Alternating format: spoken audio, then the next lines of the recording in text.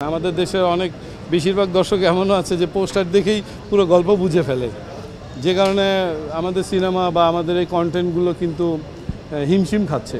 আজে বাজে কন্টেন্ট সবাই দেখে, মানে একদম অদ্ভুত উদ্ভট এই টাইপের কন্টেন্ট হলে আমরা কিন্তু ফেসবুকে যে 20 মিনিট 25 মিনিট দেখে ফেলছি আমরা নিজেরাও জানি না।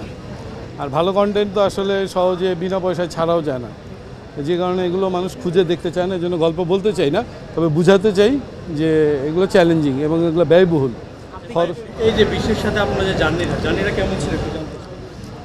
বিশ্বের সাথে জার্নিটা আসলে সঞ্জয় সমদ্দার, এটা বলতে গেলে আগে ডিরেক্টরের কথা বলতে হবে। মোটামুটি যেহেতু রুচিশীল ডিরেক্টর এবং মোটামুটি ও কষ্ট করে কাজ করে, নিজেই কাজ করে, একদম সেটে থেকে ক্যামেরার পেছন থেকে ডিরেকশন দিয়ে কাজ করে।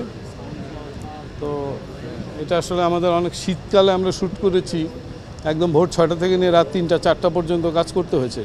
সময়টা ভালো না, যে কারণে যতই রাত হোক যতই কষ্ট হোক সব আর্টিস্টরা আসলে এই কষ্ট সহ্য করে নিয়ে কাজ করেছে।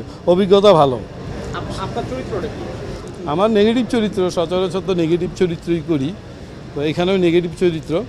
আর বলতে পারেন যে এখানে বেশ কিছু চরিত্রগুলো কি অন্য মানে কিছু চরিত্র ছায়া অবলম্বনে নির্মিত, সেই ছায়াটাও আমরা বলতে চাই না, সেটাও আসলে আপনারা বুঝে নেবেন, যে যার জায়গা থেকে বুঝে নেওয়ার চেষ্টা করতে হবে দেখে। টাইগার রবিকে আমরা এখন কম পাই কেন?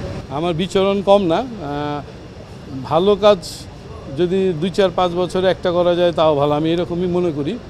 আর মানে থাকার জন্য থাকা, করার জন্য করা, এই ধরনের কাজে বা এই ধরনের ইসে আমি বিশ্বাস করি না, যে কারণে কম আসলে। আর তাছাড়া আমাদের সিনেমার আপনারাও জানেন যে হল তো প্রতিনিয়ত কমে যাচ্ছেই, প্রোডাকশনও কমে গেছে। শাকিব খান, আরিফিন শুভ, সিয়াম বা রাজ, 2-4 আমাদের যে 4-5 জন নায়ক আছে, আমরা আসলে ভিলেন ক্যারেক্টার করি। নায়কদের ভালো অবস্থান না থাকলে ভিলেনদের দিয়ে কোনো লাভ নেই।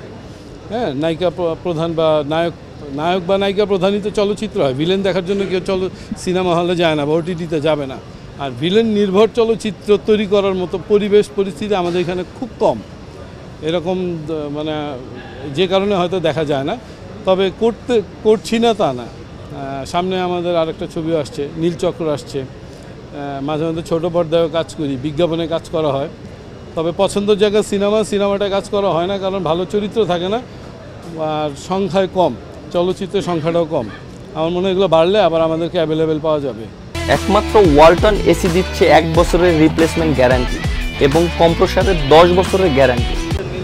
আসার কথা ছিল কিন্তু শেষ পর্যন্ত আসছে না, আমরা জানি না কবে আসবে। এটা আসলে প্রডিউসার আর ডিরেক্টর তারা ভালো জানে, তবে ঈদে আসছে না এটা মনে হয় নিশ্চিত হয়ে গেছে। 2024 আসবে কিনা? হ্যাঁ, এই বছরে আসবে তো অবশ্যই। এবং আমি যতটুকু জানি ঈদের পরপরই এটার মানে ঈদের পর যদি কোনো ছবি আসে, আমার জানা মতে, আমার এটা ভুলও হতে পারে, তাহলে সেটা হয়তো নীলচক্রই হবে।